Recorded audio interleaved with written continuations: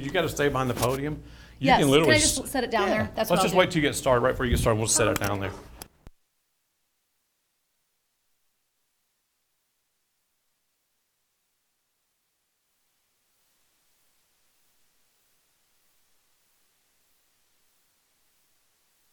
Nobody will see you. You'll look like a grandmother driving a car, and we don't want that. We recently had an instructor that should have never came and did a presentation, but he was on crutches. Just had surgery Tuesday and then came Thursday to do the class. Oh my gosh. Test 1 2. Test 1 2. Luckily had Testing 1 2. that in her car. And then you didn't even use it? He didn't even use it. He just did it like he wasn't supposed to. For 2 hours. Oh. 2.5 hours. Oh my gosh.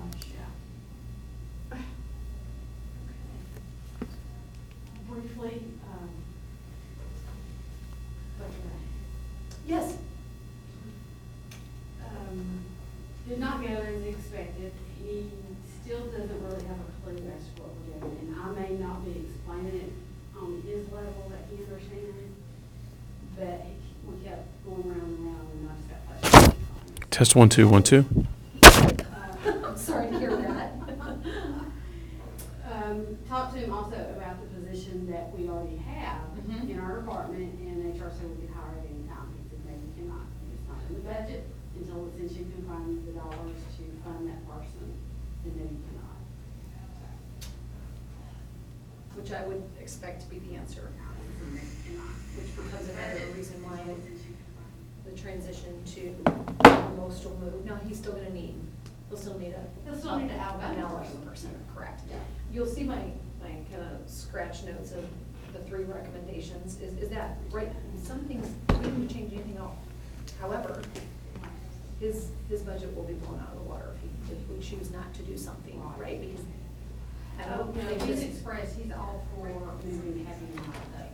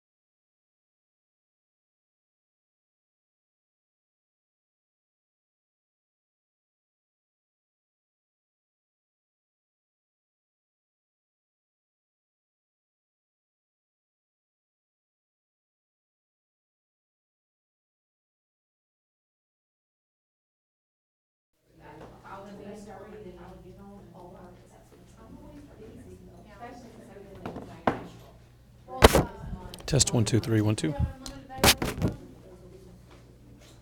she does. So, you know, if you do, you can pull it up on your phone and have it playing while you're driving home. Sure. You know that long drive you have home every day? Yeah. That is a good idea. They look, and there's nothing against that, they look more, you made it efficient. It's just real naturally, it's, a couple hours ago, remember what, running the food.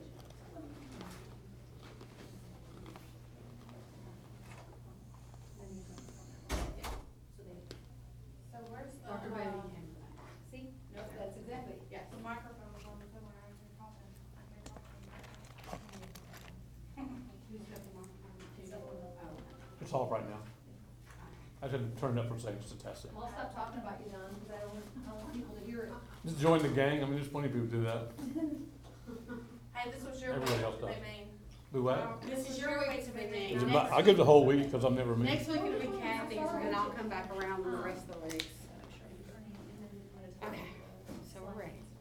We're up and running. We got everything linked. Mhm. That's everything. You just look at your schedule, like I said, I. You're on a delay. You're on a delay. I just heard you talking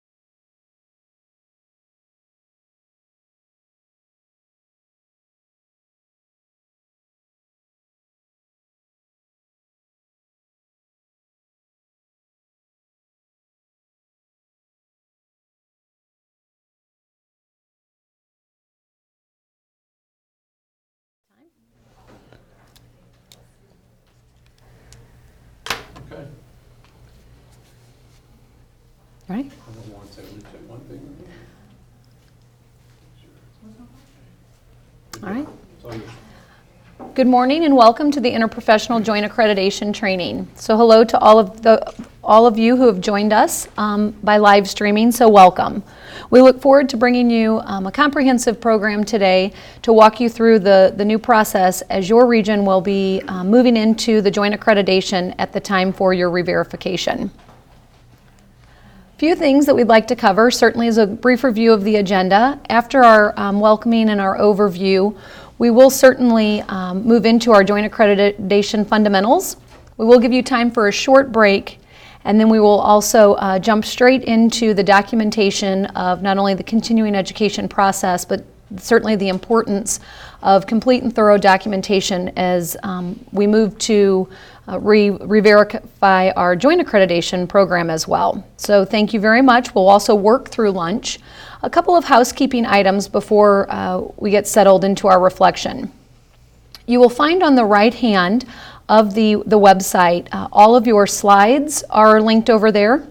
The evaluation link is over there, as well as all of your forms. Should you have any questions throughout the training, you do have the ability to ask those. If you'll click to the right of submit your questions here, just slightly to the right of that link, you'll be able to enter those, or you certainly can text Kathy, as you will see that that's also on the right-hand side. So now that we're all getting settled, we'll move straight in to our reflection. I ask everyone to center themselves. And in the tradition of our sponsors, this is an excerpt from the Service of Life and Fixing by Rachel Remnant. Ask many healthcare providers why they chose their profession, and the most common answer is, because I want to help people. But perhaps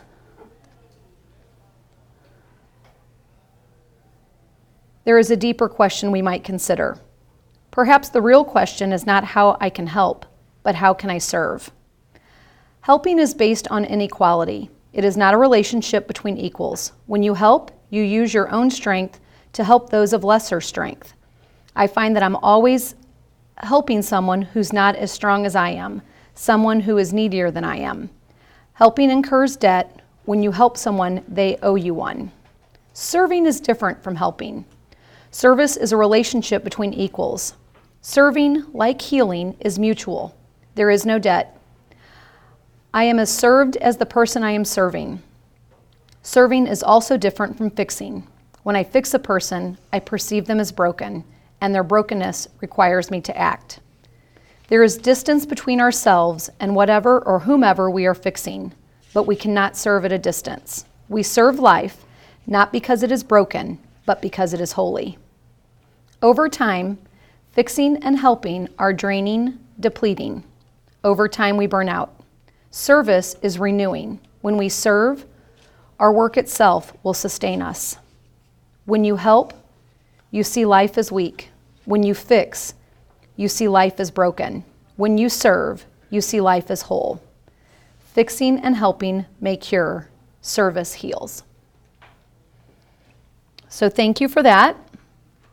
What I'd like to do now is introduce Judy Sweetin, who will be walking us through not only our learning objectives, but certainly the importance and our new criteria that we'll be covering. So Judy, I will turn it over to you.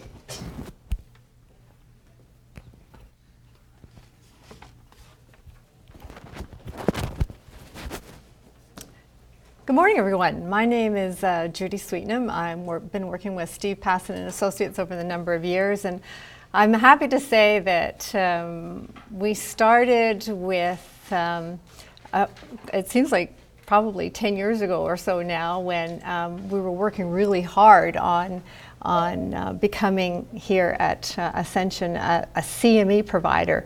And that seemed like a really big hurdle at the time, and it's amazing the trajectory over the last few years. And it's really been amazing to see all the work that Lisa and Kathy and her team and her CE committee have done.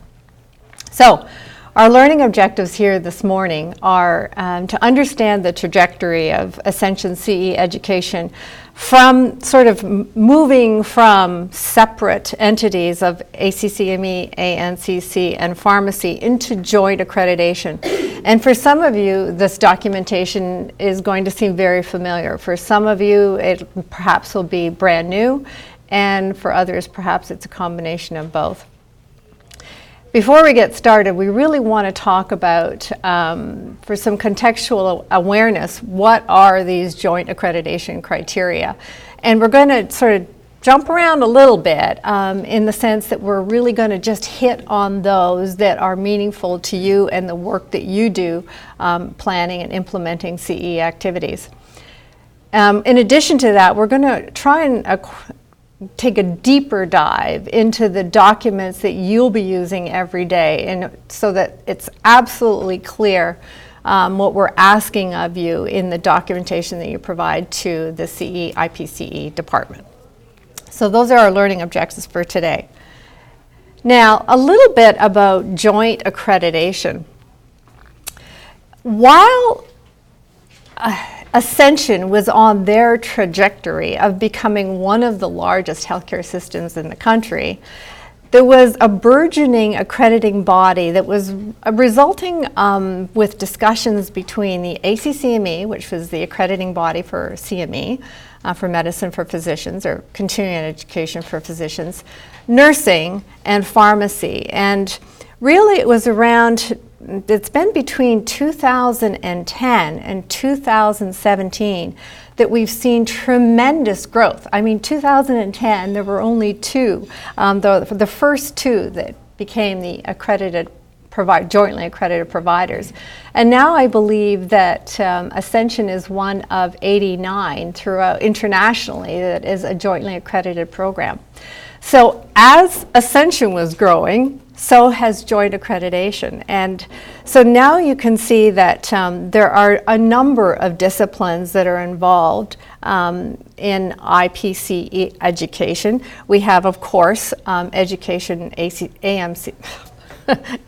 CME for physicians, ANCC for nursing, as well as pharmacy. But in the last 2018, we saw optometry come on board. We have seen physician's assistants come on board, and they're in discussions with two others. So joint accreditation is growing just like Ascension.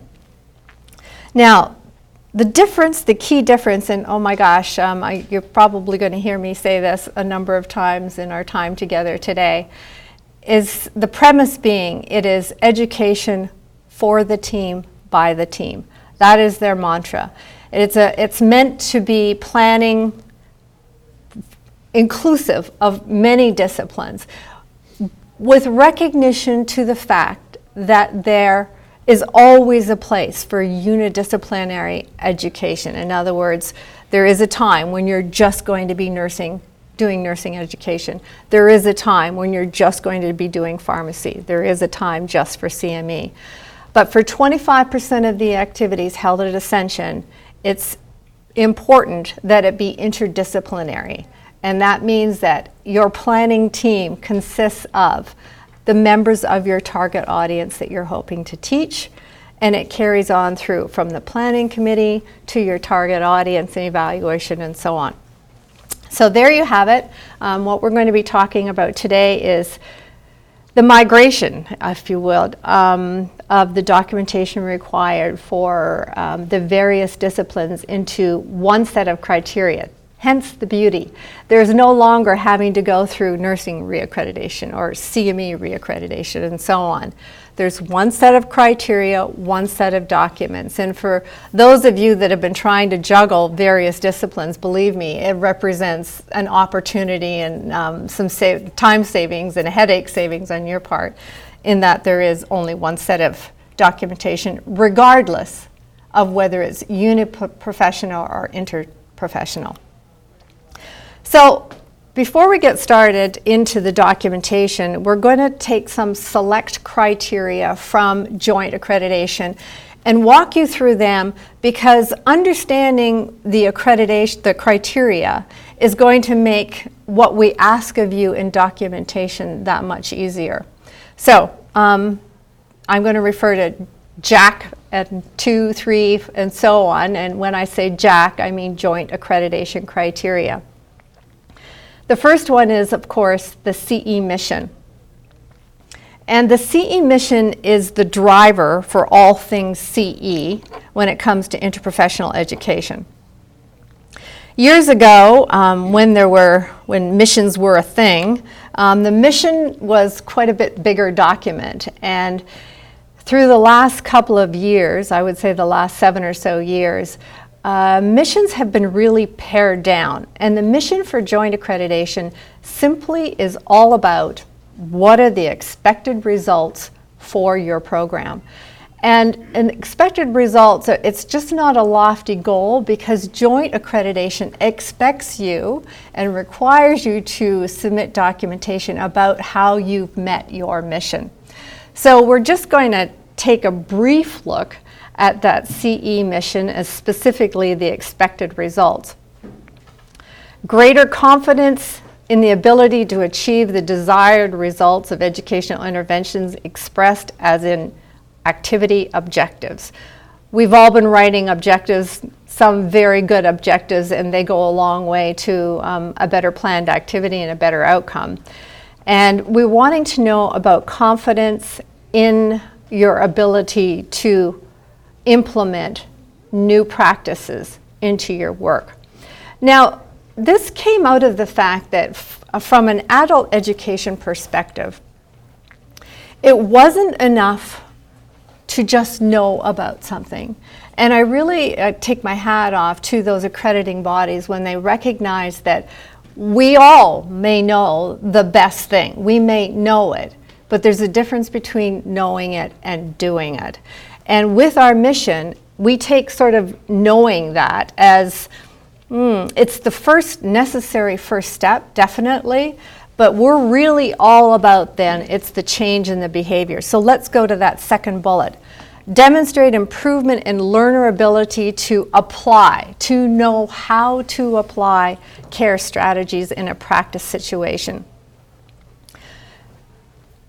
Thirdly, we're going to talk about making a commitment to change my practice behavior. As I mentioned earlier, it's about knowing about something, the first step.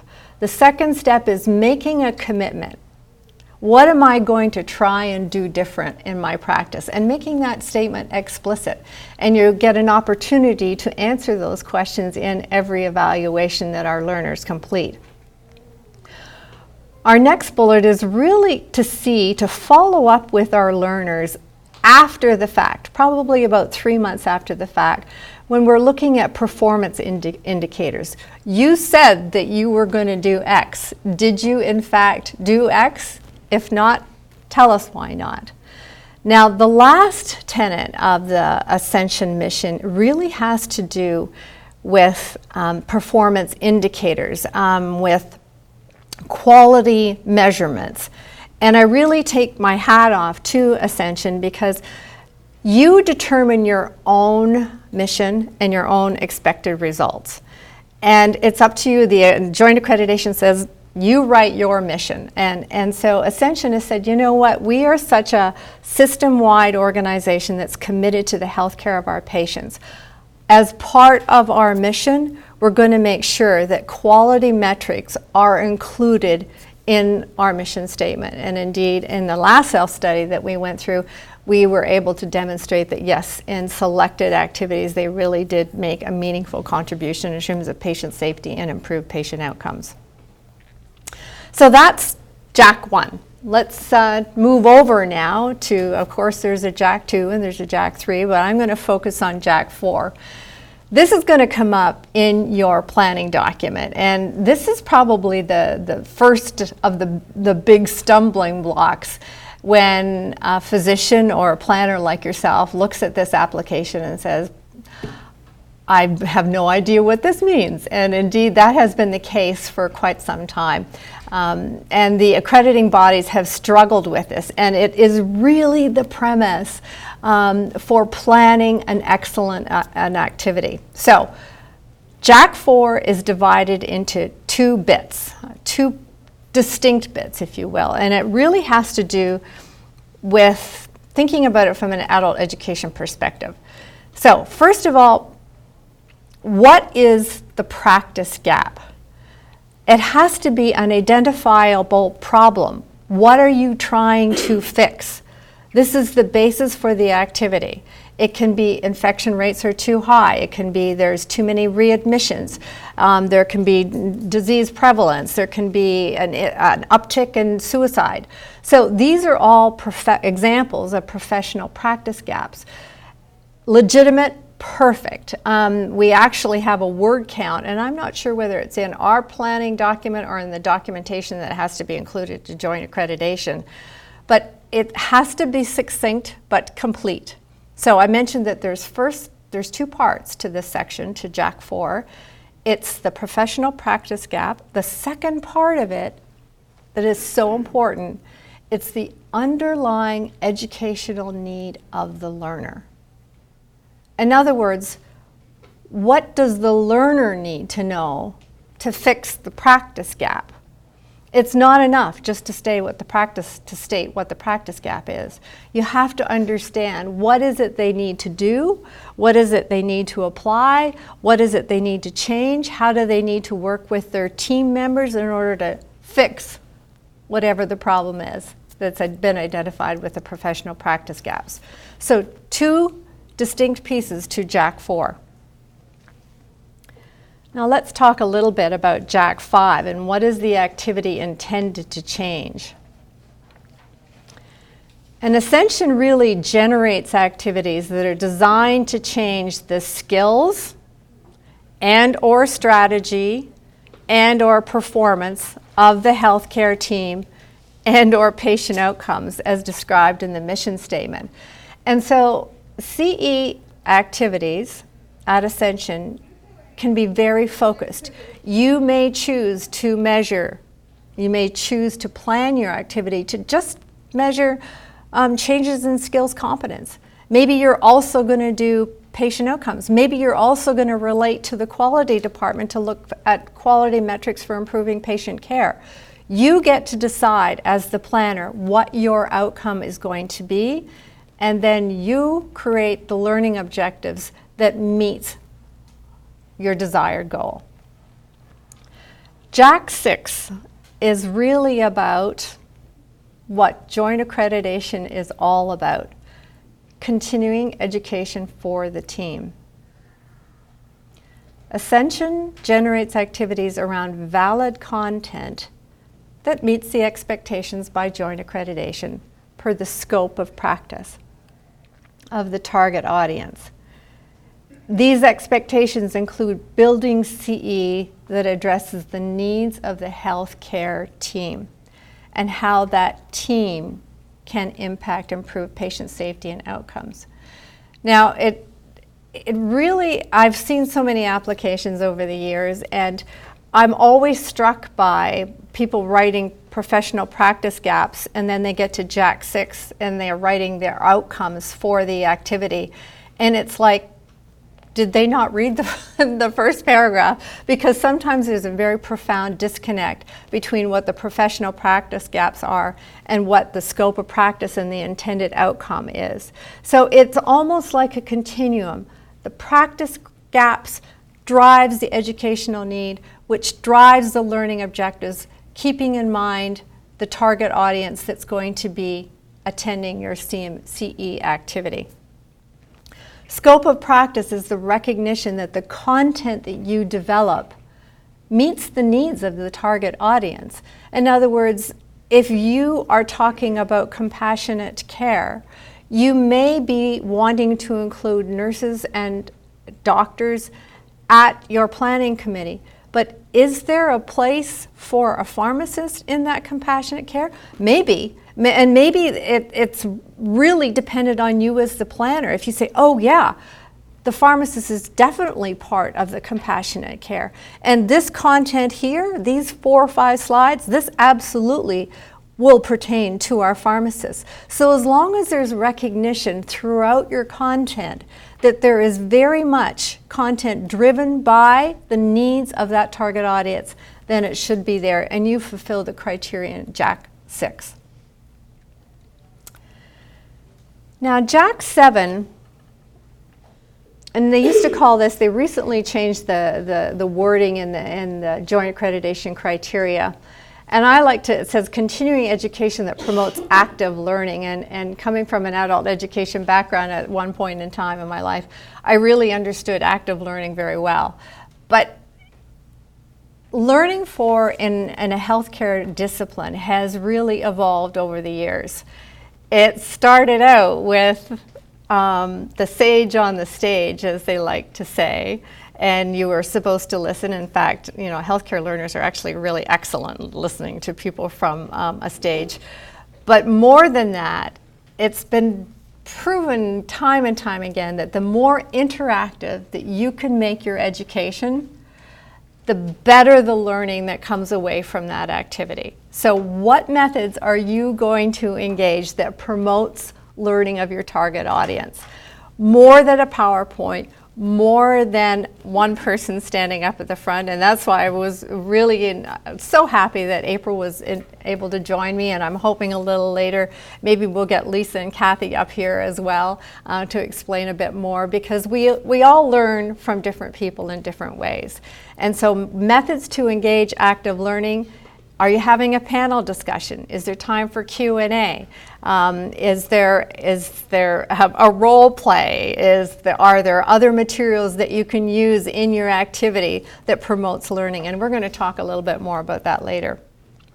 But make sure that that active learning kind of fits with the setting that you're in, the objectives that you have, and the desired results of the activity. And think about it, you know, as a continuum. How are you closing the gap, if you will, in the learning? And choosing a format that is appropriate for that is another part of that.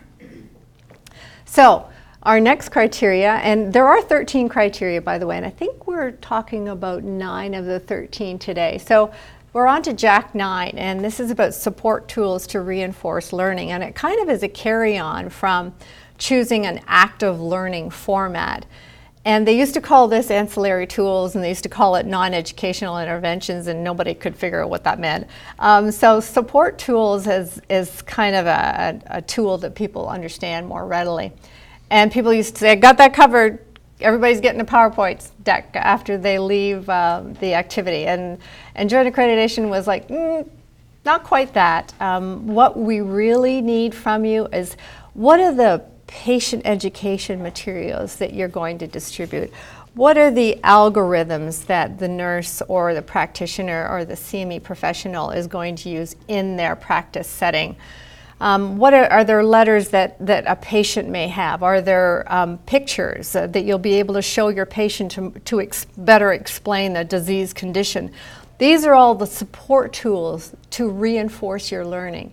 And not every activity will have a support tool to reinforce learning, but really and truly, when you're planning the activity, when you're working with your course director and your planning committee, that's part of the conversation.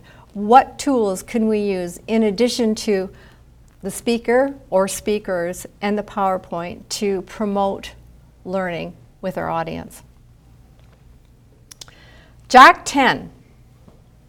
Continuing education that addresses barriers to change.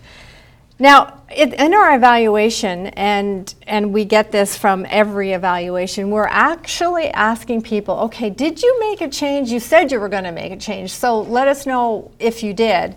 But just as importantly, if you didn't, we want to know why. And we want to know why because the next time we plan that activity, we want to make sure we've addressed those barriers in the planning of our activity.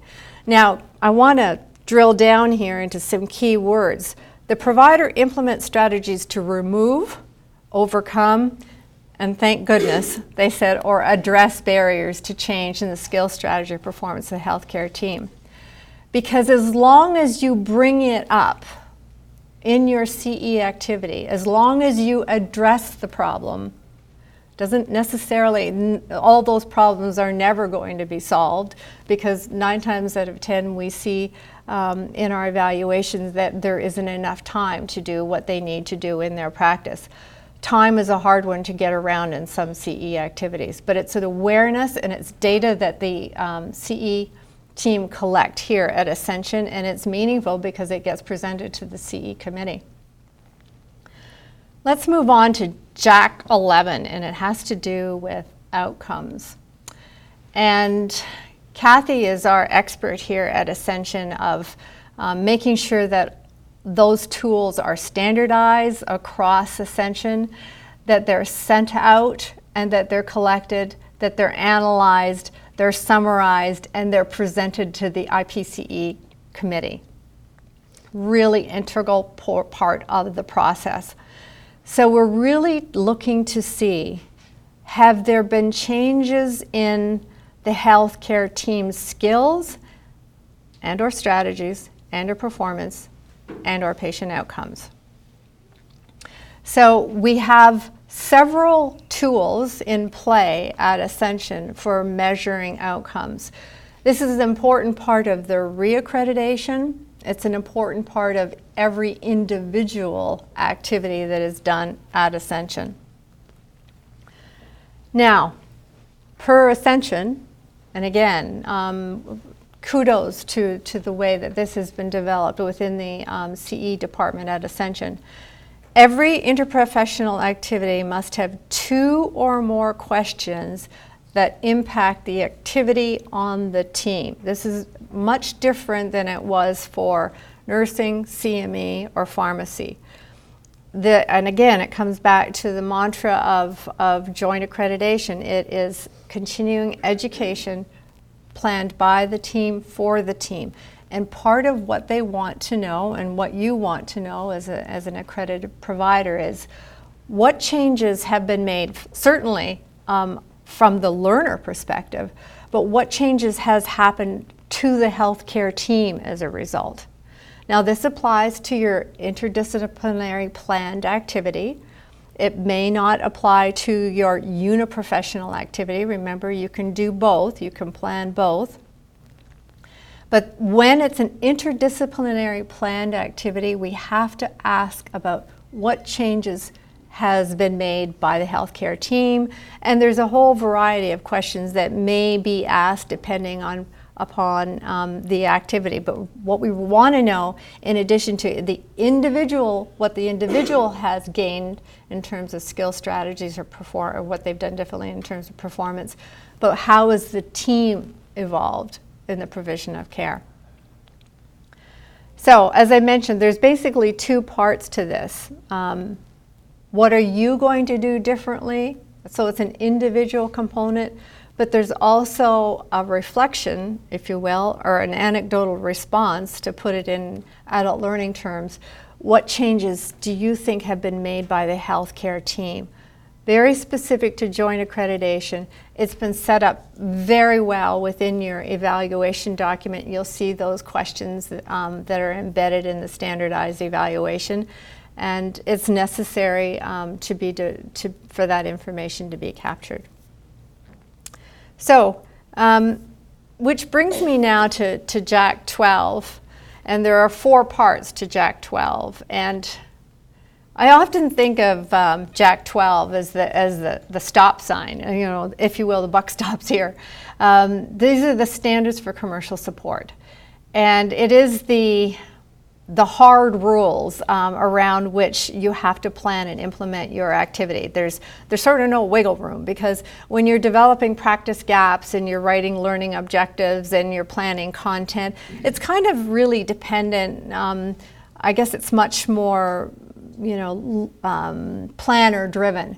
Whereas the standards for commercial support implemented by the ACCME in 2007, adopted by ANCC and pharmacy and others, are kind of standard set of practices. And there are 4 parts, as I mentioned. And I want to spend a little bit of time because this is very important. the key here is that you're developing CE activities that are independent of commercial interests. Let me repeat that again, that your CE activities are independent of a commercial interest. And a commercial interest is defined by the ACCME and other accrediting bodies. And you'll see that definition embedded in PowerPoint slides, embedded in the disclosure form. You'll see it again and again. And we're mostly used to thinking of it as pharmaceutical companies, device manufacturers, and the like. Although in more recent years, that definition has become sometimes a little bit more difficult to interpret, especially when we get into fields like genetics and testing and so on. But we have criteria by which, and it's been, it's widely put out there by the ACCME and to help us figure out who's a commercial interest and who isn't. Ascension as a provider of patient care, of course, is not a commercial interest. So let's talk about the various components of JAC 12. And the first part of it is the identification of conflicts of interest. It's the resolution of those conflicts of interest if necessary. And it's the disclosure of the presence or absence of relevant financial relationships of everyone who's had the ability to impact or to make changes to the content of the CE activity. Now, the first part of this process, I think probably all of you are familiar with, is the capture of the disclosure information via the disclosure form. And we're going to talk more about this when we get into the planning process, but suffice it to say, before any planning starts, you need to get the disclosure forms back from those that are involved in planning the CE activity. Sometimes people get a bit, we need to get it from the faculty. No, it starts way before that, because there's all kinds of influence brought to bear early on in the planning process, long before the speaker gets up at the front and starts talking. It's you, the planners, and you on your planning team that have to complete the disclosure form and get them back to the CE office for their review. Now, you've been very lucky at Ascension over the years, and I've been fortunate enough to see many of the disclosure forms. And it's interesting that very rarely do we ever see any disclosure information on those disclosure forms. And actually, Lisa just spoke to me this morning and said, we have a speaker coming up, and he's got all kinds of conflicts. And so it's a great process, because we have to figure out for every one of those disclosures, are they relevant or not? And if they're relevant, how are we going to resolve it? Because there's identification, determining if they're relevant or not, and then there's a resolution, and that all has to occur prior to the activity taking place. So I know some of you, and we'll talk about the timeline a little bit later, and we'll say, my goodness, there's a lot of steps to this timeline. Well, indeed, and it takes a lot of time. Why is that so? Well, this is part of the process. It's deciding whether or not it's relevant or not. That takes some time. And then if it's relevant, what are we going to do about that? Because it has to be resolved before they speak. So resolution is really dependent upon the role in the activity. And we've kind of divided the resolution up into kind of 3 different buckets. At Ascension, and this is interesting because Ascension is a little bit different in that their planners don't usually have any conflicts of interest. That makes it easy. There's nothing to resolve, they carry on. When it's a faculty that has a conflict of interest, there is a different resolution process in place than if it was for a planner. A planner requires a whole set of oversight mechanisms by other planners that don't have conflicts of interest.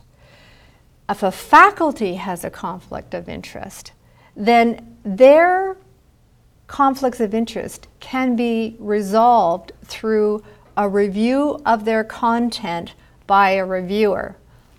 The third bucket are reviewers, and those reviewers at Ascension never have conflicts of interest. That enables them to be the person who does the independent review of the faculty who has the conflict of interest. A lot of big words, kind of complicated. We're going to come back to it because we're going to work our way through our disclosure form in just a little while. The bottom line is IPCE activities are really about the improvements of healthcare and not the proprietary interests of a commercial interest. Bottom line, full stop, that will not happen. Now, we're going to talk about some special interest situations that may occur at Ascension as a teaching hospital, as an organization that has new devices in place. And let me see if I have a little bit of time. I do have. So in the next 5 minutes or so, and then we're going to break for a few minutes. Let's talk about those 3 special use considerations. And the ACCME recognized, first they said, okay, if you're an employee of a commercial interest, you will not participate in any CE activity. And that was a rule that was in place for a couple of years. And then the ACCME, which was sort of the driving force for joint accreditation, although joint accreditation is, the ACCME is part of the joint accreditation, as is ANCC and pharmacy, as I mentioned. But they said, okay, there are some circumstances under which we could have an employee of a commercial interest be part of a CE activity. And they became to be known, maybe colloquially, or just maybe amongst my organization, as a safe harbor. And those 3 considerations, very rare, but it is if the person that's doing the talking is talking about something that is completely unrelated to their relationship that they have with that commercial interest. The second case would be if they're a technician who's literally saying, flip this button, slide this person in. In other words, it's actually how the machinery works. That's allowable. And the third one is if the employee of a commercial interest is teaching about basic science, where there are no classes of drugs, there are no specific drugs, it's just basic science. That's allowed too. So I mention these because it's sort of not carte blanche at all. And as soon as the CE department gets the disclosure form, there's going to be red lights going off everywhere and flags being waved, because it's very much a very particular situation and it requires specific documentation by the accredited provider's CE manager and staff. So that being said, of the 13 joint accreditation criteria, we've talked about 9 of them. Just so that you know, joint accreditation is already changing their criteria, and they've gone sort of the way of ACCME, where they've adopted commendation criteria. That's going to be coming out in June 2020, so next year. And Lisa and her team are just going to be starting into their reaccreditation process within the next year as well. So they'll come under the new umbrella of the new commendation criteria. But for the day-to-day, that's not going to change. The criteria that we have here, the documentation that's going to be required for your files, that's not going to change. We may be adding a little bit, but for now, these are the basics. These are to get us started. And so after our break in 15 minutes, we're going to come back and we're going to focus on the documentation that you will be providing to the CE team here at the office. Thank you so much. Break for 15, I think.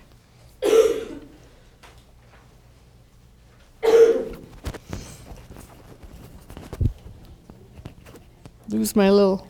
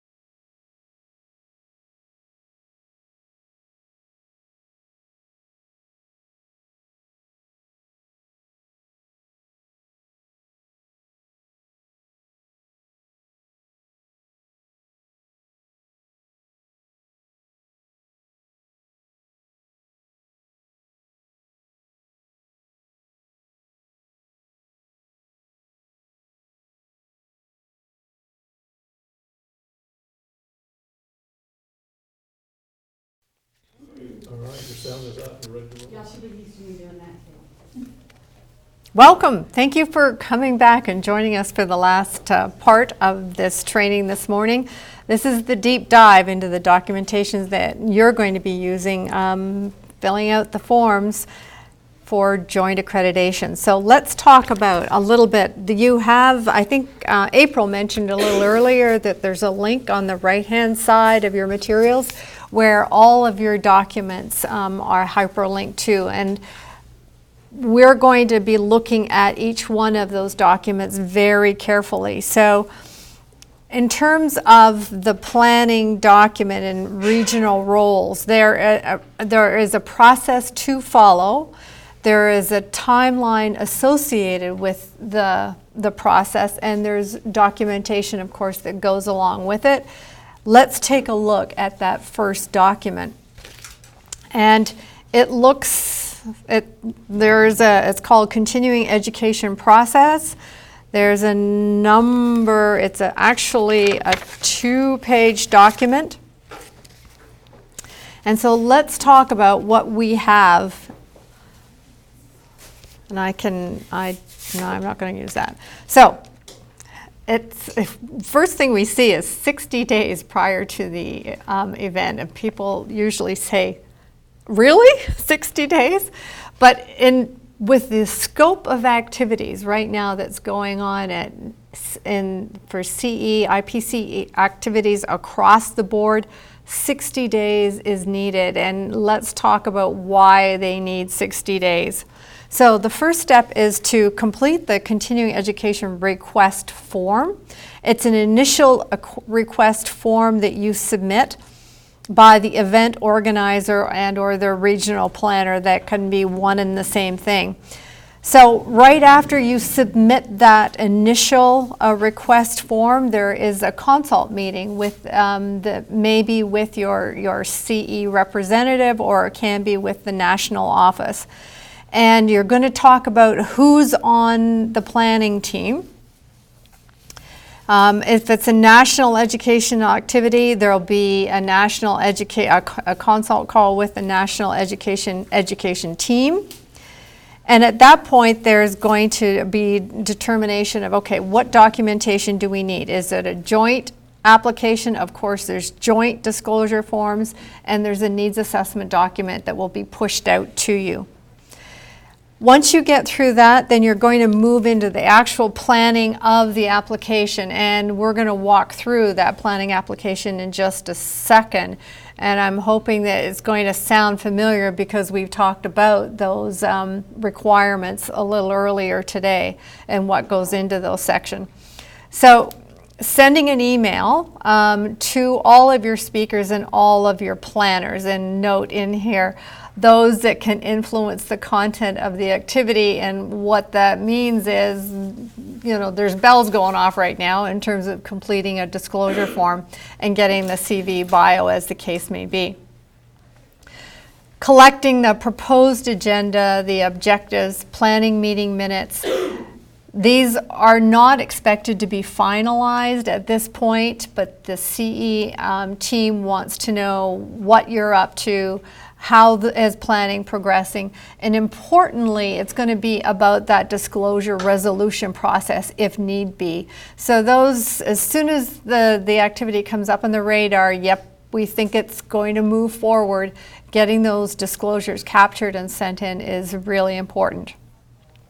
30 days prior to the event, send the completed application and the disclosure forms and the bios and the marketing materials to the continuing education team, and you can see that they are linked here.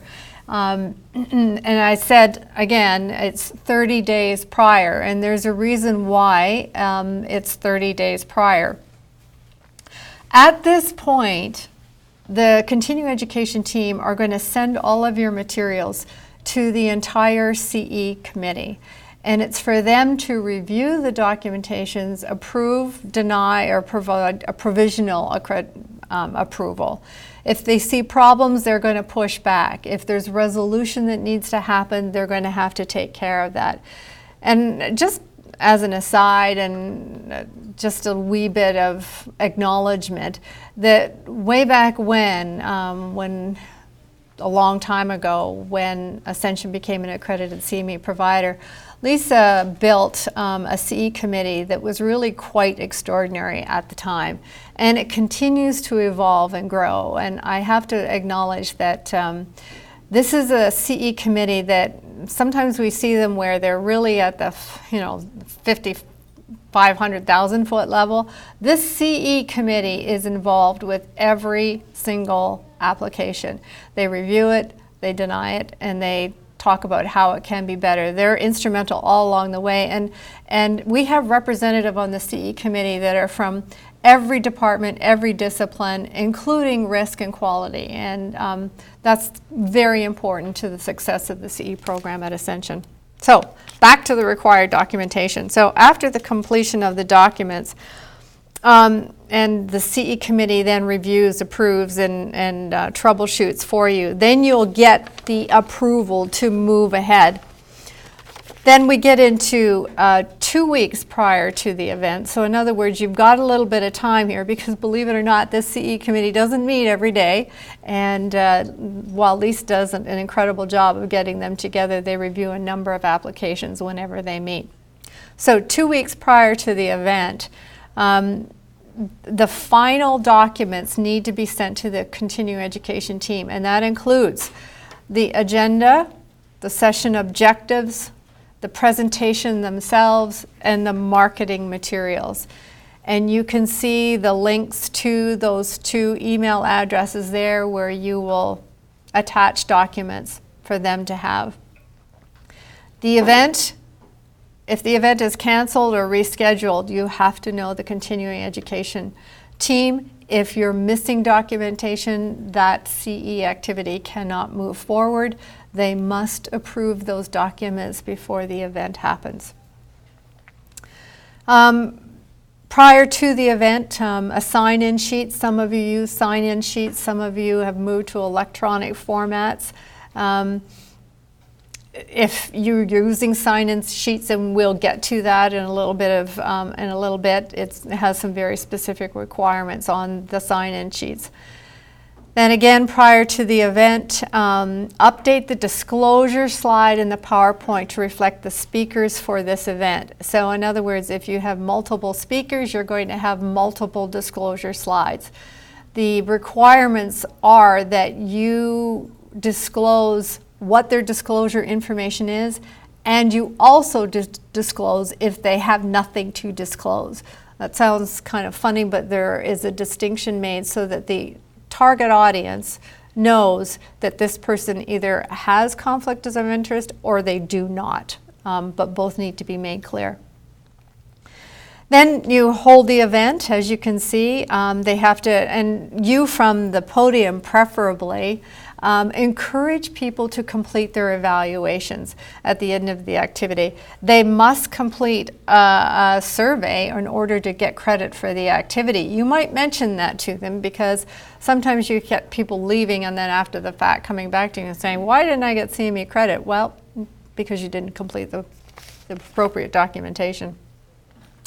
So then, after the activity is over, there are still some tasks to complete, because you have to send out, if evaluations are not done on-site, real-time, hard copy, if there is another mechanism in play, you have to send out the evaluation to the participants sometimes it's via their sign-in information, sometimes it's by their registration information.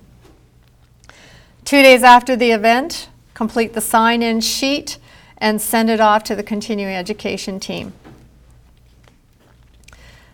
2 weeks later, REDCap, which is the standardized evaluation process that we have here at Ascension, is going to be pushed out to all attendees, and then 30 days following the close of evaluation, certificates will be created. And it's important to keep them at bay, your learners at bay, because the CE office needs those 30 days to prepare the evaluations, to prepare the certificates. Now, in terms of regional planner,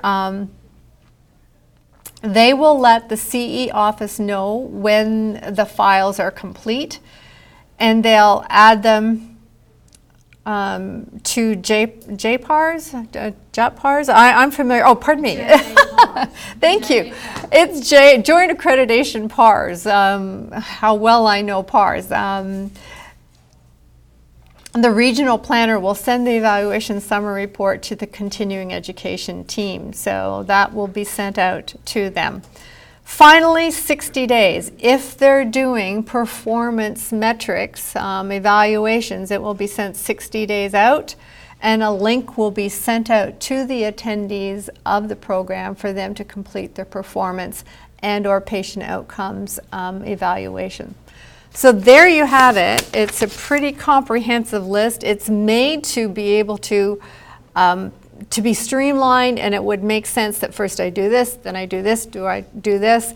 As soon as you come up to something where I don't understand what they want, get on the phone, send an email to Kathy or Lisa, and they'll put you right in terms of what needs to happen next. So that's the entire process. And right now I want to move us over to start thinking about completing this infamous planning document that we've been talking about for a while. Now, keeping in mind, we're talking about joint accreditation, and it's joint accreditation that is by and for the healthcare team. So, your planners, as I've mentioned earlier, have to be representative of the target audience. If you're going to simply say, okay, we're going to have them, years ago when people completed planning documents, they would just check off everything on a planning document, and that is not what joint accreditation is about. They're very specific and deliberate about choosing who's on the planning team so that it's for the audience that you have in front of you. So let's move over to this planning document and talk about the unique aspects of this planning document. And I ask you again to hyperlink to the planning document that you have on the right-hand side, and it should be the application and planning document. Please fill out the following. So forgive me if I take my time, but this is the document that you will be using. Right at the top it says providership type, direct or joint. And what does that mean? And so joint providership is when you would be working with an entity that is not accredited by an organization. And most of the time it will be a direct, you'll be providing it direct. If you have a question about whether you're jointly providing or not, please ask Lisa and Kathy. Activity type, title, speakers, again, this is not finalized, but who you're thinking the speakers may be. Dates, times, number of credits. Now, number of credits.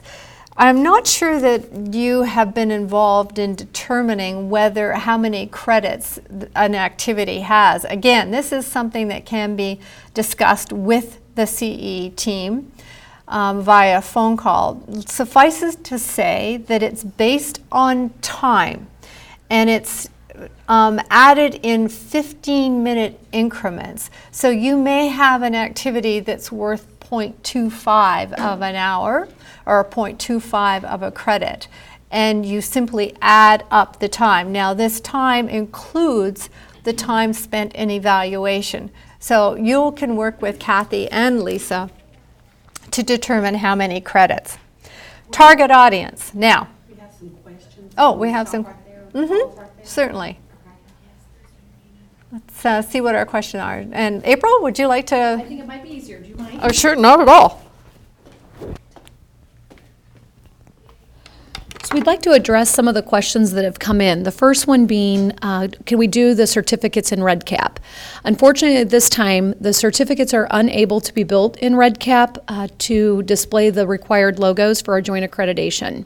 So the good news is that we are working on some technology that would support that, but until that time is done, we would need to follow our current process in regards to printing the certificates. So Certainly, Kathy is able to provide any of that assistance as necessary in regards to if you're not familiar with it. But at this time, we will not be able to do a joint accredited program through REDCap, the certificate at least.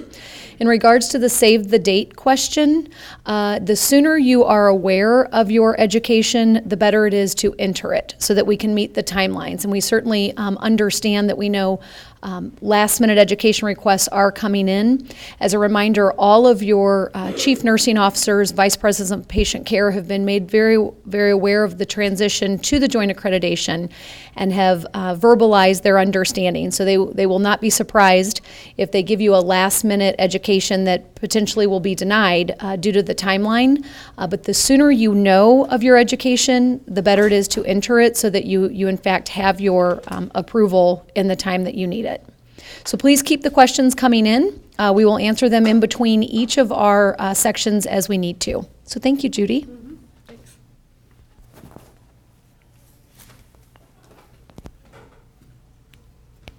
I got specific instructions on how that's supposed to go on, so we'll see if I remembered.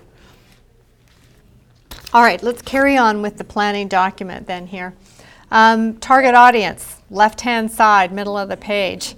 Is it interprofessional or is it a single discipline? And remember, this is kind of a loaded question these days. What's the downstream effect? If I check off pharmacists, physicians, assistants, social workers, then guess what? If it's interdisciplinary, then I've got a planning committee to create that's got those disciplines included. Pretty self-explanatory. If it's interprofessional or single discipline, check off what's appropriate.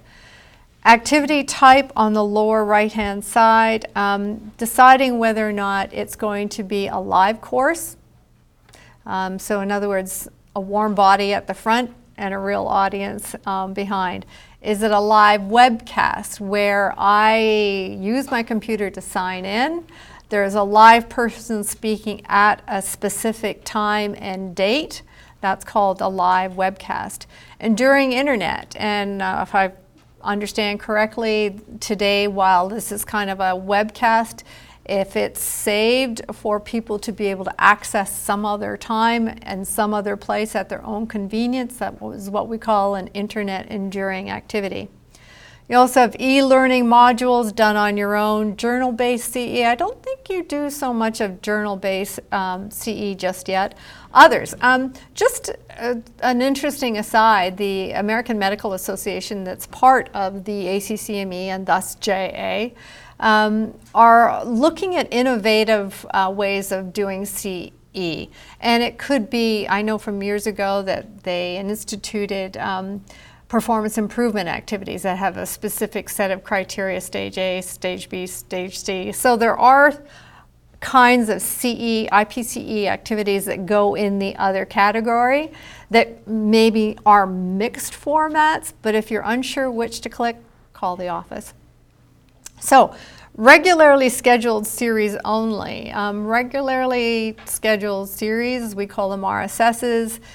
In the past, we've known them as Grand Round, case conferences, M&M, tumor boards, journal clubs. They've been called a variety of things. The definition of an RSS is that it's primarily held for an internal group of physicians on a regular basis on a general topic.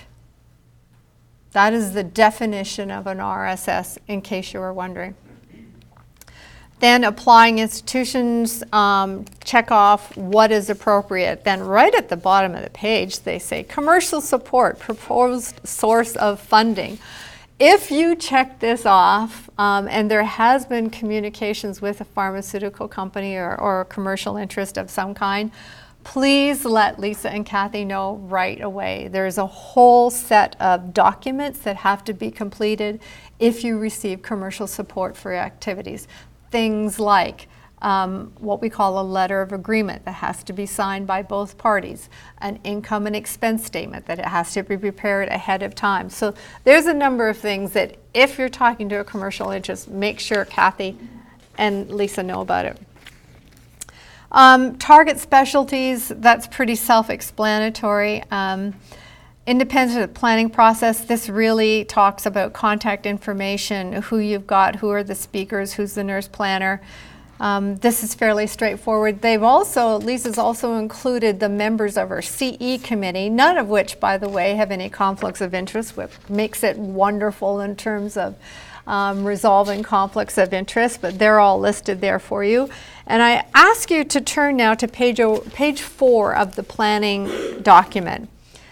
And this is where our conversation earlier this morning plays into what you need to do for completing documentation.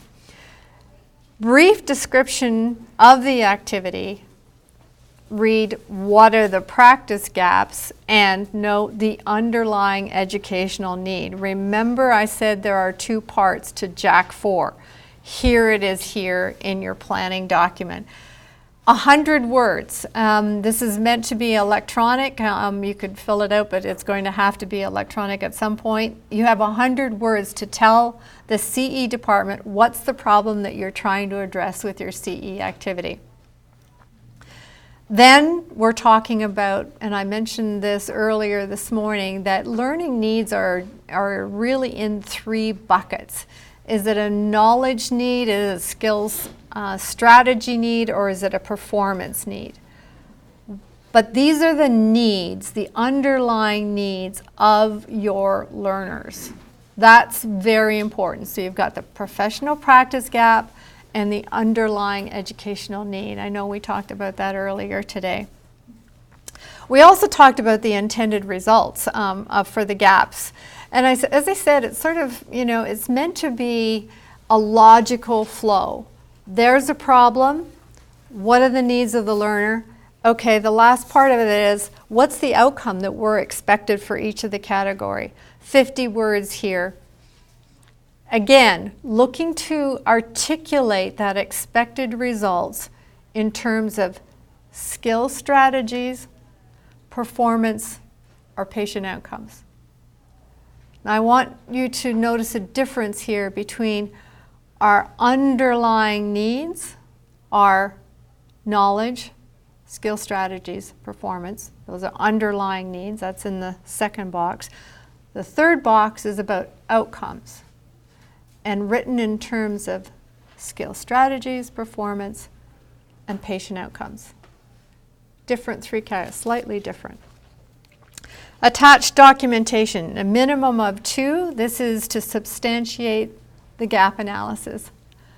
And thank you. Let's move on then. Let's talk a little bit about the learning objectives. And this is something that we may include.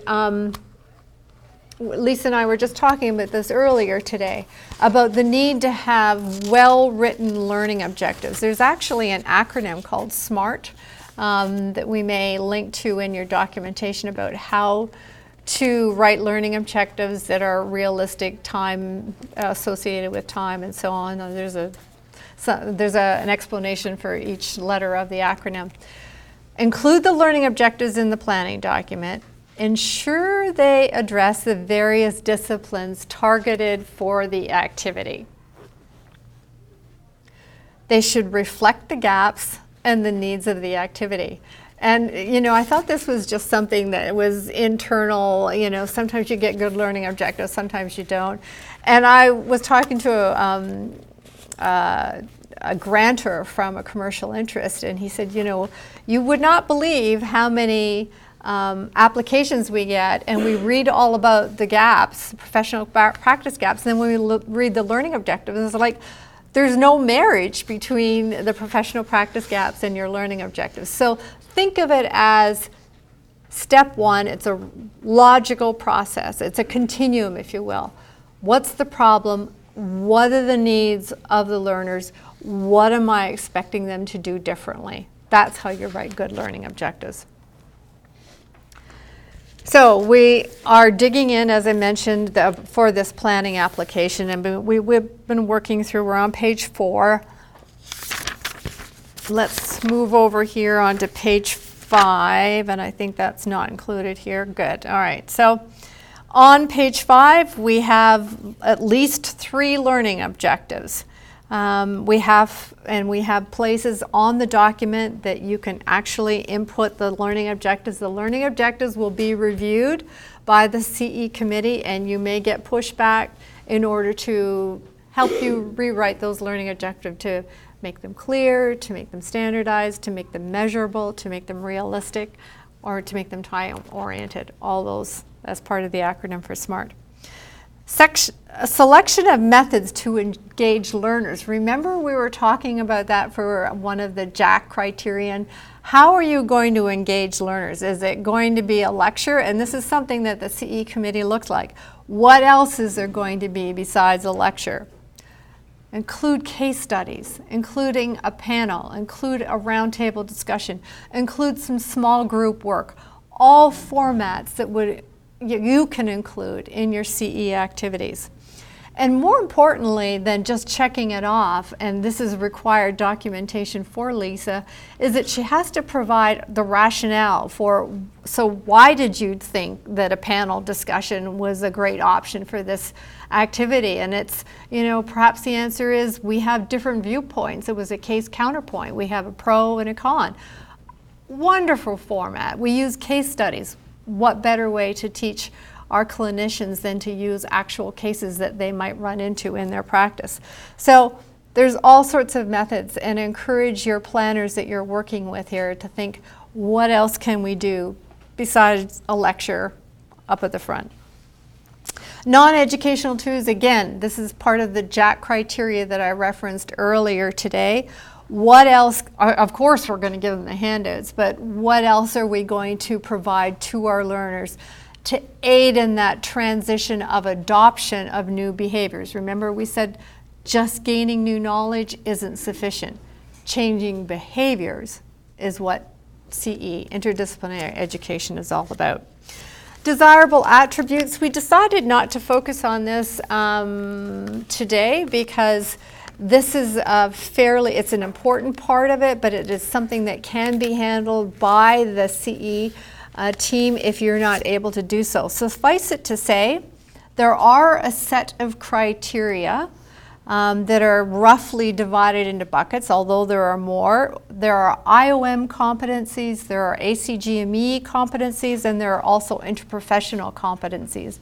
Your CE content has to address one or more of those national accrediting bodies' competencies. Let's move on here then to the next page of this planning document. Remember this morning we talked about overcoming barriers? Here we have it. When Lisa and her team was creating this planning document, really and truly, there was no fluff built into this document. What is in this planning document is what is required documentation. I think, as we said, we started off with a 15-page document, and boy, it's been tough sledding in order to get it down to 7 pages, but believe me, it's only here because it has to be. Collaborating with other stakeholders. If you're working with, let's say, the local Alzheimer's Association or the Stroke Association, include their information here. They're also inputting into the content activities if they're a planner, and you will have to get disclosure information from them as well. So let's say you're also working with the quality department.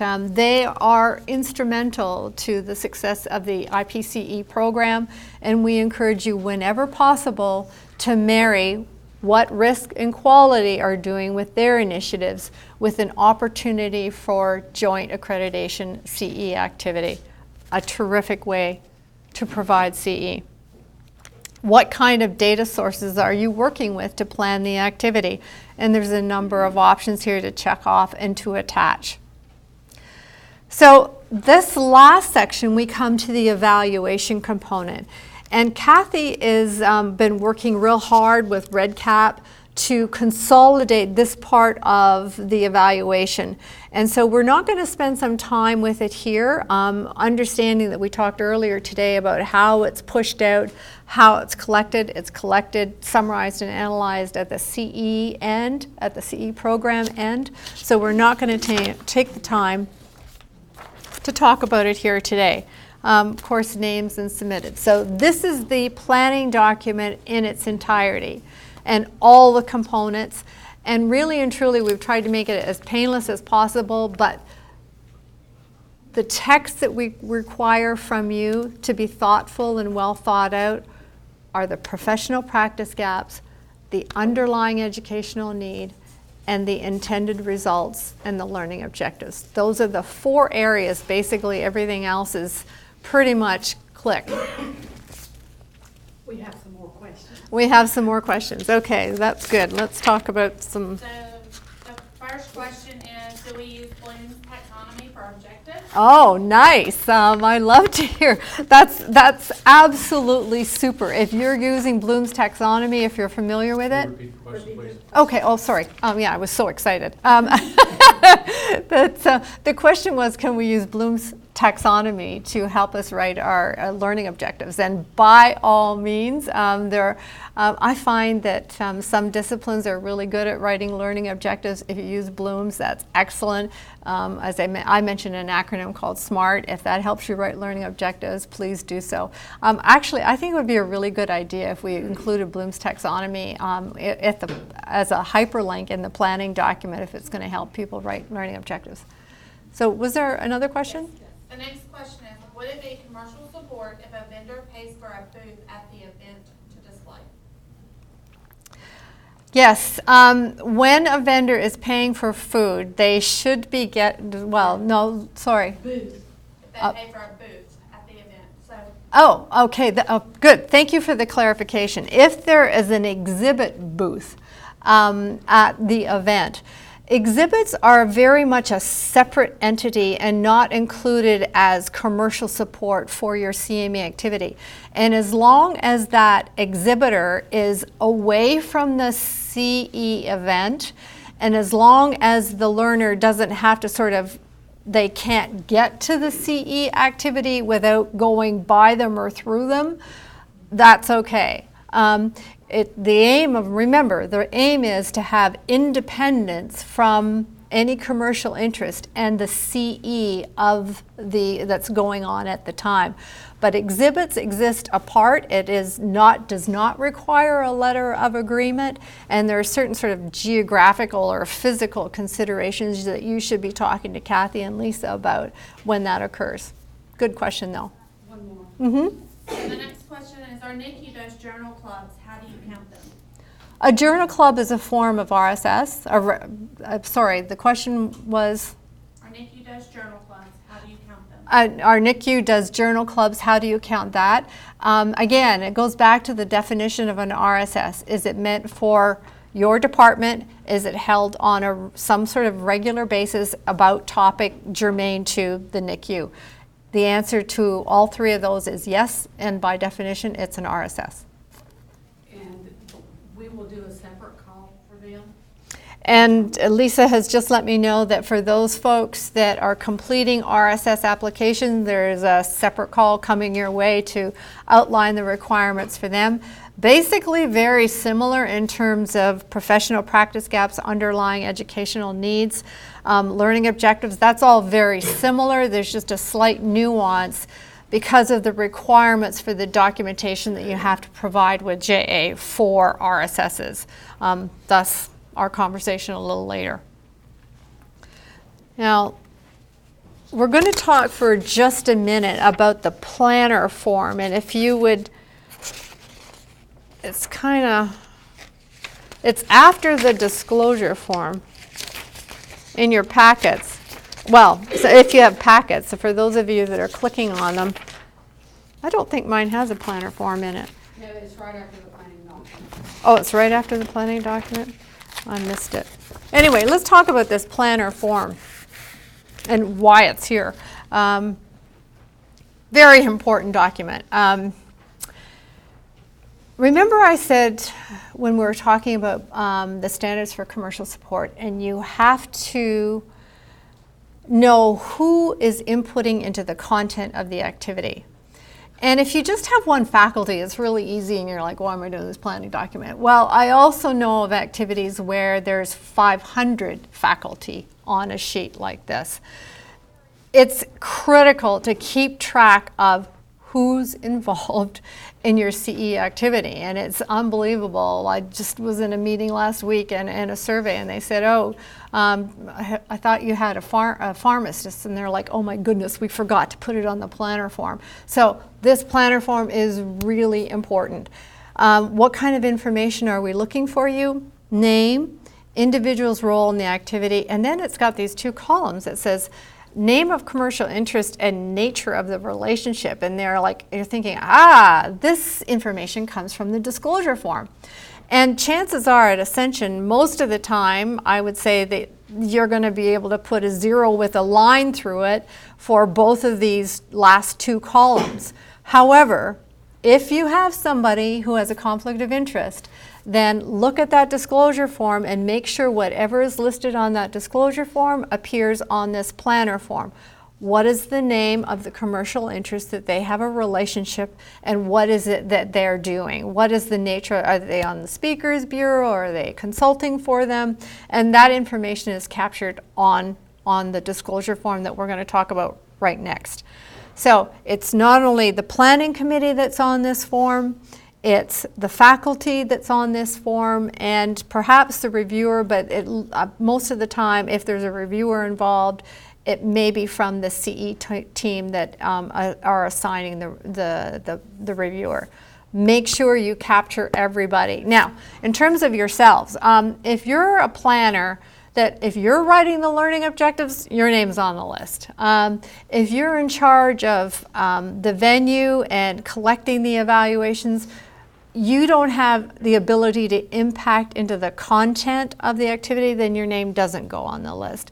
So it really is up to you as a planner to determine your role and to figure out whether you've had the ability to impact the content. That's kind of the definition, impact the content. If you do, then your name goes on the list. So let's talk now about this disclosure form. And I mentioned JAC 9 ABCD is all about the standards for commercial support. Everybody that has an opportunity, you're going to get sick of me saying this, everybody has the opportunity to impact content should complete the disclosure form. So they're disclosing relevant financial relationships with any commercial interest. And if you look on the disclosure form, let's see how quickly I can find it. There's a first page, and then there is a second page, and then there's an attestation that's a third page. Completes pages 2 and 3 and return. So on this form will be a definition of a commercial interest, and we talked about that earlier. We talked about conflicts of interest. What, in fact, is a conflict of interest that would be germane to a jointly accredited activity? If I have a financial relationship with a commercial interest, and I have the ability to influence the content of an activity about the work, the relationship I have with the commercial interest, that establishes a relevant conflict of interest. And this really, it's important, because what we're finding these days, and I'm dating myself now, prior to the standards for commercial support, sometimes I think some of you maybe not be born by then, but anyway, it was a bit of a change when people were outraged that we asked people what were their financial relationships with commercial interest. And so after that died down post 2007, now we're finding that when people complete their disclosure forms, they're writing everything on the disclosure forms. And that really takes some time to work through, either by yourself or with the CE team, to figure out whether the conflict of interest is relevant or not. And it's a shame. It all comes down to the word relevant or not. And that's why the definition of what is a relevant conflict of interest is so important. Because frankly, I may have lots of relationship with commercial interests. I may be doing foot care consulting for one pharma, and I may be talking about an Alzheimer's drug with another company. But if you've asked me to your CE activity and you want me to speak on gout, all of those relationships are not relevant and they don't need to be resolved. It's only when I have the opportunity to affect content of the CME activity and I have a relationship in the same area with a commercial interest. I hope that's clear. And if you have any questions, Kathy and Lisa are here to help you with that.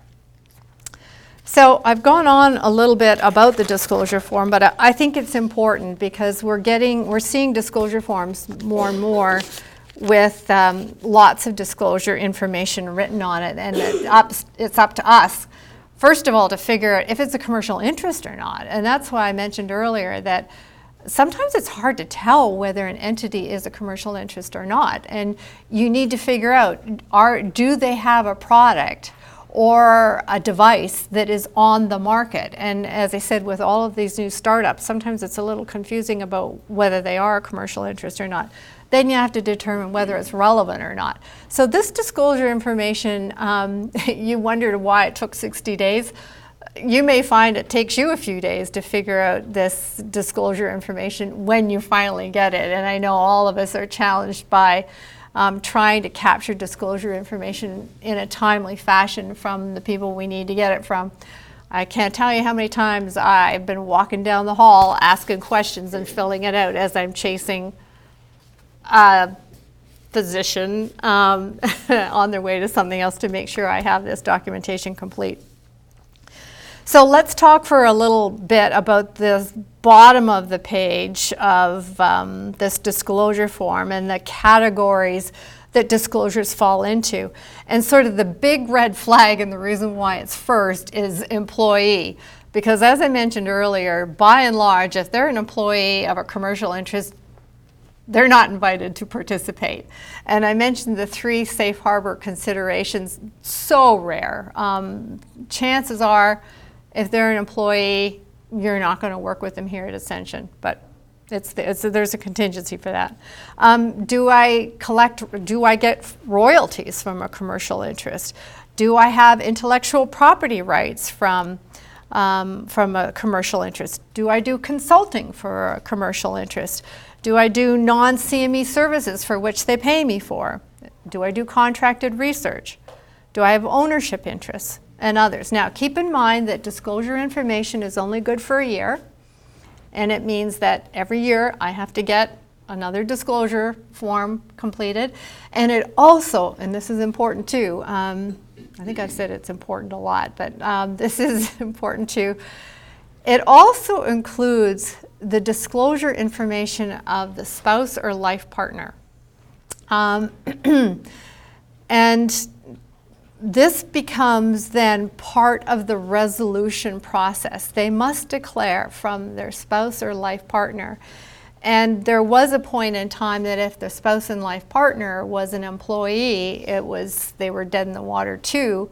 They couldn't participate. But then a couple of years ago, the ACCME and thus Joint Accreditation said, no, we're going to treat the disclosure information of the spouse or life partner as a resolvable conflicts of interest. Now, again, I mentioned resolution is dependent upon the role in the activity.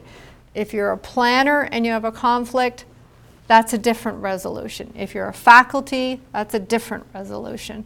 So you're divided into buckets. The resolution is determined by your role in the activity. What we're looking for here, click off the appropriate box. We need the name of the commercial interest that they have the association with. Very important information. The third page is an attestation, and it really refers to the integrity of the content of your CME activity, and it's simply a check-off box of agree or disagree, and it's fairly straightforward, and there aren't usually many questions associated with that document.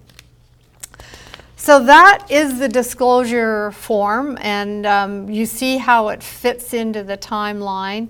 As soon as you get your planning committee named, submit those disclosure forms as soon as possible. If the resolution has to happen, the resolution has to occur before planning starts. Okay, so that's our disclosure form. Now, what we're also going to provide for you here is some additional resources. And we provided a disclosure slide. Let's look at a sample flyer and the electronic evaluation and a notification letter that April's going to talk to you about. So what have we got here? Okay, so this is a disclosure slide that for anyone involved that's speaking at the activity, they must provide this disclosure. And disclosure the audience has to know, your targeted learners have to know about the disclosure information prior to the start of the activity. And this is one mechanism that the CE program has to verify that in fact disclosure was made to the target audience. And chances are at Ascension that you're just going to have number one. So I have no relevant financial relationships with any ACCME defined commercial interest to disclose. And note at the bottom of the page we've defined here for you what's a commercial interest. Any entity producing, marketing, reselling, or distributing healthcare goods or services consumed on or used by patients. And we have one more quick question.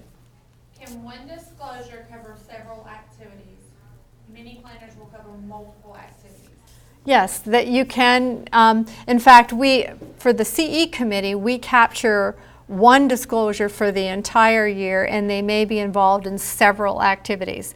You do not need to get a separate disclosure. If they've disclosed, now that's dependent. If they've disclosed everything, you only need one. If they say, I'm just providing the information that's relevant to this activity, to the content of this activity, you're going to have to go back because maybe they have different disclosures that they didn't tell you about if they're talking about a different topic. So it depends on whether or not you can get away with one disclosure form for the entire year. If they have nothing to disclose, absolutely. One will do for multiple activities across the board if they have nothing to disclose. If they do have disclosures, then it depends upon the content of the activity. Another question. Can we include the disclosure information on the sign-in sheet? Will you repeat that? Well, the question was, can you include the disclosure information on the sign-in sheet? And the answer is yes. You can choose the method that you use to disclose to the audience. The key is they have to be disclosed to the participant before the activity commences. This is another mechanism. This PowerPoint slide, it's verification, but also the sign-in sheet suffices. So we recommend both. It never hurts to have more than one in case one goes missing. But as long as that disclosure information is there somewhere. Now, interestingly, we have more than one comment here. So if they have nothing to disclose, you have to tell them that. You have to tell the audience that. Or, number two, of course, I have a financial relationship with whomever, and the nature of the relationship is, and that's when I tell them, I've got intellectual property rights, I'm a speakers bureau, I do consulting, that's where you'll put the role, and that's what we mean by the nature of the relationship. You also have number three, where they state that I'll not discuss off-label use or investigational use in my presentation, or I intend to. And if they do, you want to know what it is they're doing. They're discussing that it is off-label. So this is one mechanism. As we mentioned, the flyer can be the other. I think the CE department would absolutely endorse that you have both. So let's move on after the disclosure slide, and let's talk about a flyer. And this is a sample flyer, and I hope you can all see because it's pretty tiny in what I'm looking at here. But there's some information on your flyers that is always going to stay the same and not to be amended because it's standardized language. So what's going to be updated? Well, the time, and sometimes it's the place and the speaker, and that disclosure, that's going to always change. The presentation purpose is going to change, and of course the learning objectives are going to change. But you see the logos at the top of the page, they will stay. The credit designation and the accreditation statement that you see on the right-hand side of your page, those do not change, except when it's the amount of credit being provided. That will be determined, it's in your timeline, and it will be determined with the CE team to help you decide that. But the accreditation statement, credit designation, that all stays the same. Clear for everybody, I hope? That's your educational flyer. One more question? Can the disclosures be announced by another person? The disclosures can absolutely be announced by another person. It doesn't have to be, so in other words, Lisa could come up or Kathy could come up and state my disclosures. I don't have to do them myself. It doesn't matter who the person is. It can be on a PowerPoint slide. The course director can do it. If you're a planner, you can come up to the front and you can also state what the disclosure information is. All right, let's go on then to the sample sign-in sheets. And as I mentioned earlier, some of you use sign-in sheets and some of you don't. And I wonder if I have this in my packet because I can't see it.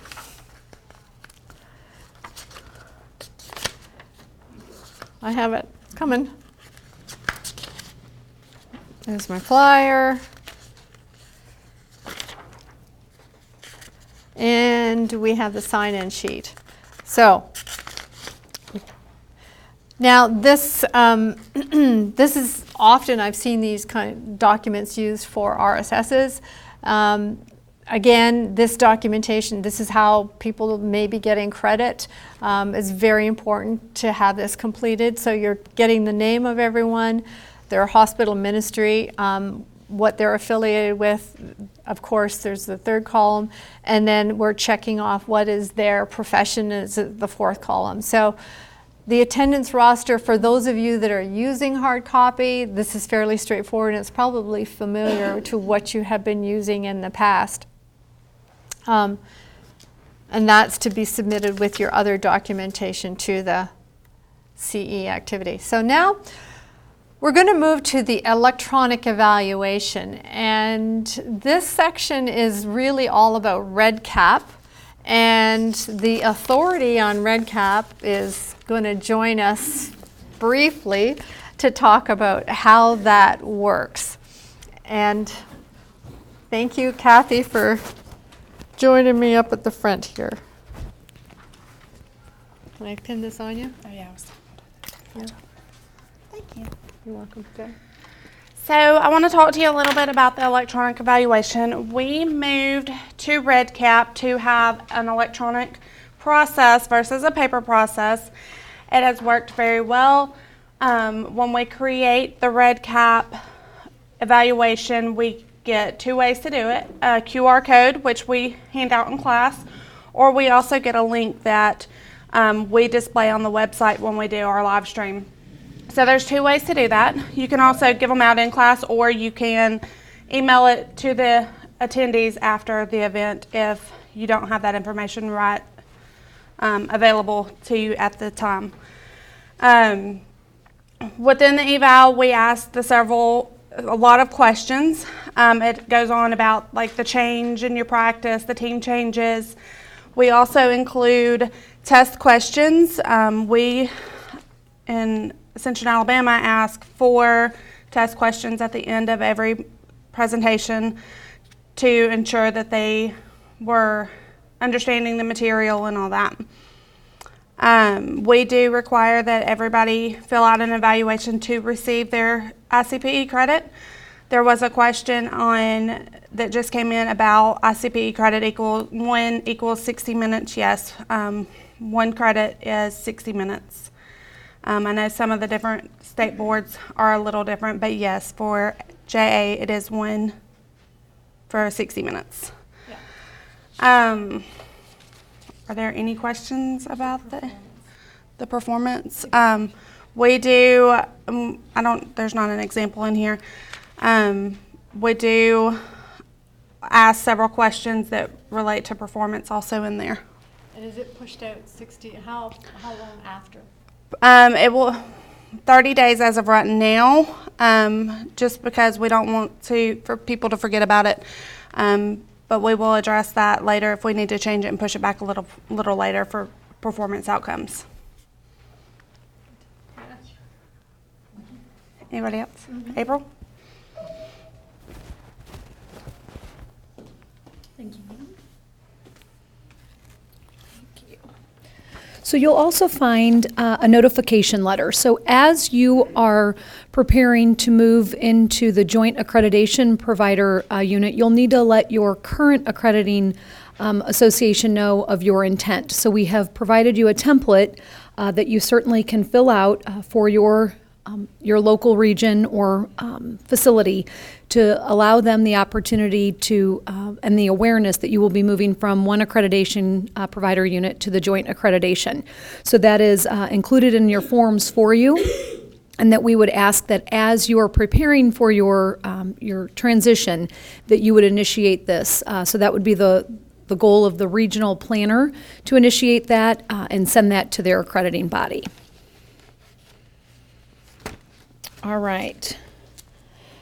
That completes most of our topic for today. As a reminder for our regional planners, as you review your continuing education process, and you'll find that many of the responsible parties have been delegated or at least provided to you.